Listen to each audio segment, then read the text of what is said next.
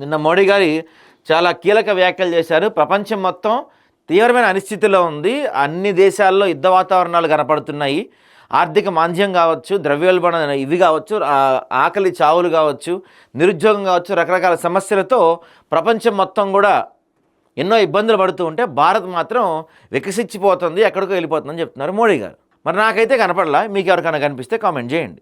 భారతదేశం వెలిగిపోతుంది, ప్రపంచం ఎక్కడికో దూసుకెళ్ళిపోతుంది అని చెప్తున్నారు. నాకైతే అదేం కనపడుతున్నారు. నాకు ఇక్కడ అంతా కూడా అవినీతి, అక్రమాలు ఇవే కనిపిస్తున్నాయి, కానీ ఎక్కడ కూడా ఈ వికసిత భారత్ వైపే నాకేం కనపడుతుందా.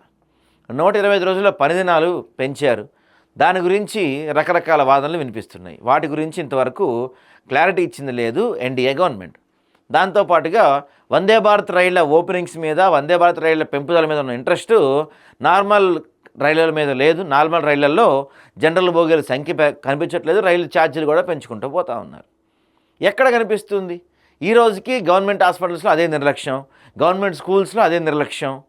ఎక్కడ వికసిత భారత్ ఉంది? నిరుద్యోగంలో మనం అదే ఇప్పుడు జీడిపి పెరుగుతూ ఉంది. మంది జీడిపి ప్రపంచంలోనే 3వ స్థానంకి చేరుకున్నాం మనం. ఇంకొంతకాలం పోతే 1కో 2కో వెళ్తాం కూడా చెప్పలేము, వెళ్ళొచ్చేమో. కానీ జీడిపి పెరుగుతున్నంత పరిస్థితి, అంత వేగంగా భారతదేశంలో మన జీవితం మారుతుందా? మన ఏమన్నా పురోగతి వస్తుందా? ఇప్పుడు విద్య విషయంలో కావచ్చు, వైద్య విషయంలో కావచ్చు, మోడీ గారు మీరు తీసుకున్న చర్యలు శూన్యం. పాకిస్తాన్, చైనా, అమెరికా లాంటి విషయాల్లో మీరు కొంత కఠినంగా వ్యవహరిస్తున్నారు, అలాంటి వాటిని మీరు చాలా బాగా డీల్ చేస్తున్నారు అన్నది మంచి విషయం కాదంటలేదు. కానీ అవి మనకి ఎంతకాలం తిండి పెడతాయి? మనం ఏ విధంగా ముందుకు వెళ్తున్నాం, కొత్తగా ఏం చేస్తున్నాం, భారతదేశంలో ప్రజల అభివృద్ధి కోసం ఏం జరుగుతుంది అంటే నాకైతే ఏం కనపడతలేదు.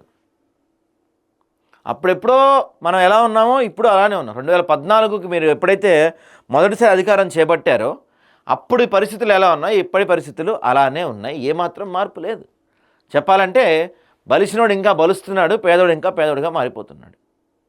ఎక్కడ అభివృద్ధి కనిపిస్తుంది సార్? వికసిత భారత్ లక్ష్యం వైపు మనం వెళ్ళిపోతున్నాం, అసలు వెలిగిపోతుంది భారత్ అని చెప్తున్నారు. ఎక్కడ కనిపిస్తుంది ఇదంతా?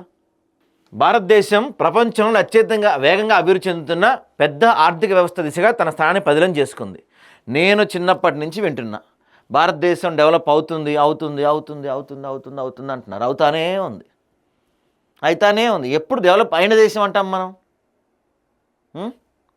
ఈ రోజుకి వీడు మనల్ని బెదిరిస్తానే ఉన్నాడు.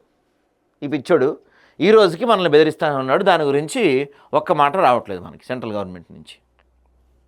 కోర్స్ కొన్ని విషయాలు మీరు బాగా చేశారు, అద్భుతంగా డీల్ చేశారు, కొన్ని విషయాలు మీరు కాదంటలేదు. కానీ ప్రజల జీవన పరిస్థితులు మారాలి కదా. వ్యవసాయ ఉత్పత్తులు సరికొత్త రికార్డులు సృష్టించాయి. పాల ఉత్పత్తులు నెంబర్ 1 రికార్డు మనదే. వ్యాక్సిన్ అతిపెద్ద ఉత్పత్తిదారు కూడా ఇండియానే. గత 11 ఏళ్లలో ప్రపంచంలోనే అతిపెద్ద మొబైల్ డేటా వినియోగదారుడిగా కూడా ఇండియా నిలిచింది. ఏం ఉపయోగం వీటి వల్ల? ఇప్పుడు గత 11 ఏళ్లలో ప్రపంచంలోనే అతిపెద్ద మొబైల్ డేటా వినియోగదారుడిగా ఇండియా నిలిచిందంటే ఏం ఉపయోగం? దీనివల్ల యూత్ అంతా కూర్చొని రీల్స్ చూస్తున్నారు తప్ప ఏమన్నా ఉపయోగం ఉందా? అఫ్కోర్స్ దాని మీద కూడా సంపాదిస్తున్నాను అనుకోండి, కాదంటలేదు నేను. అవి కాదు కదా మనకు కావాల్సింది. ఈ రోజుకి పల్లెటూళ్ళల్లో సరైన వైద్యం అందకుండా ఈ రోజుకి చాలామంది ఇబ్బందులు పడుతున్నారు. వాళ్ళకి ఏమన్నా మారుతుందా? వాళ్ళ జీవితం ఏమన్నా? ఎవరి జీవితం మారలేదు సార్. ఈ 10 ఏళ్లలో 12 ఏళ్ళు అవుతుంది దాదాపుగా మీరు అధికారంలోకి వచ్చి. ప్రపంచవ్యాప్తంగా అనిశ్చితి నెలకొన్న సమయంలో భారత్ రాజకీయ సుస్థిరత్వం ఉందన్నారు ప్రధాని నరేంద్ర మోడీ గారు. మౌలిక సదుపాయాలతో పాటు పరిశ్రమలకు సిద్ధంగా ఉన్న కార్మిక శక్తి అత్యంత అవసరమని అభిప్రాయపడ్డారు. ఆదివారం గుజరాత్ కచ్లో ఏర్పాటు చేసిన వైబ్రెంట్ గుజరాత్ ప్రాంత సదస్సును ప్రారంభించిన అనంతరం ఆయన ప్రసంగించారు. ప్రధాని మాట్లాడుతూ అభివృద్ధి చెందిన దేశంగా మారేందుకు భారత్ వేగంగా అడుగులేస్తుంది. ఈ లక్ష్యాన్ని అందుకోవడంలో సంస్కరణలే కీలక పాత్ర పోషిస్తాయి. అంతర్జాతీయ నిపుణులు, సంస్థలు భారత్ ప్రగతి పదంలో పయనిస్తుందని చెప్తున్నారు. భారత్ను IMF ప్రపంచ వృద్ధికి ఇంజన్గా అభివర్ణించింది. భారత్ రేటింగ్స్ని 18 ఏళ్ల తర్వాత S&P సవరించింది. ఫిచ్ రేటింగ్స్ కూడా భారత ఆర్థిక వ్యవస్థ స్థిరత్వాన్ని అభినందించింది. మౌలిక సదుపాయాలతో పాటు కార్మిక శక్తి కూడా అవసరం ఉందని ప్రధాని మోడీ చెప్పారు. ఆత్మనిర్భర్ భారత్ ప్రచారం ఊతం ఇవ్వడానికి సౌరాష్ట్ర కచ్ ప్రాంతం ప్రధాన కేంద్రంగా మారుతున్నాయని మోడీ గారు చెప్పారు. భారతదేశాన్ని ప్రపంచ తయారీ కేంద్రంగా మార్చడంలో సౌరాష్ట్ర కచ్ ముఖ్య పాత్ర పోషిస్తున్నాయని ఆయన చెప్తున్నారు. ఇది పెట్టుబడిదారుల విశ్వాసాన్ని పెంపొందించే మార్కెట్ ఆధారిత ప్రక్రియను వివరించారు. ఇక్కడ వివిధ పారిశ్రామిక క్లస్టర్లో స్క్రూడ్రైవర్ల నుంచి ఆటో విడిభాగాలు, యంత్ర పరికరాలు, లగ్జరీ కార్ లైనర్లు, విమానాల విడిభాగాలు, యుద్ధ విమానాలు, ర్యాకెట్ల వరకు ప్రతిదీ రాజ్కోట్లో తయారవుతుందని చెప్తున్నారు మోడీ గారు. దాంతోపాటు ఇంకా ఆయన సోమనాథ్ ఆలయం కూడా వెళ్ళారు. స్వతంత్రం వచ్చిన తర్వాత సోమనాథ్ ఆలయ పునర్నిర్మాణం వ్యతిరేకించిన శక్తులు ఇప్పటికీ సజీవంగా ఉన్నాయని ప్రధాని నరేంద్ర చెప్తున్నారు. ఈ సోమనాథ్ అంటే అవి ఏంటి, జ్యోతిర్లింగాల్లో ఒక లింగం ఇక్కడ కూడా ఉంటుంది. ఆ శక్తుల పట్ల అప్రమత్తంగా ఉండాలని, వాటిని ఐక్యంగా బలంగా తిప్పికొట్టాలని పిలిపించారు.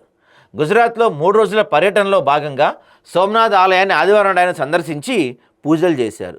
సోమనాథ్ స్వాభిమాన్ పర్వలో పాల్గొన్నారు.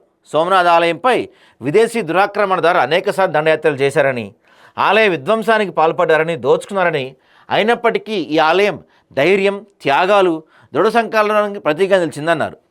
దురాక్రమణదారులు కేవలం చరిత్రలో పేజీలకే పరిమితమయ్యారని, సోమనాథ్ ఆలయం మాత్రం చెక్కు చెదరకుండా సమున్నతంగా నిలిచిందని కొనియాడారు. 1000 ఏళ్ల తర్వాత కూడా ఆలయంపై జెండా ఎగురుతూ ఉంటుందని చెప్పారు. సో భారతదేశ విశ్వాసానికి స్వాభిమాన్ పర్వ్ ప్రతిబింబం అని, ఈ ఉత్సవాల్లో పాల్గొన్న దానికి ఒక గొప్ప జ్ఞాపకం అని చెప్పారు. సో ఇండిపెండెన్స్ తర్వాత ఈ ఆలయం పునర్నిర్మాణం జరిగింది, బాగుందని చెప్తున్నారు. నిన్న అక్కడికి వెళ్ళారు.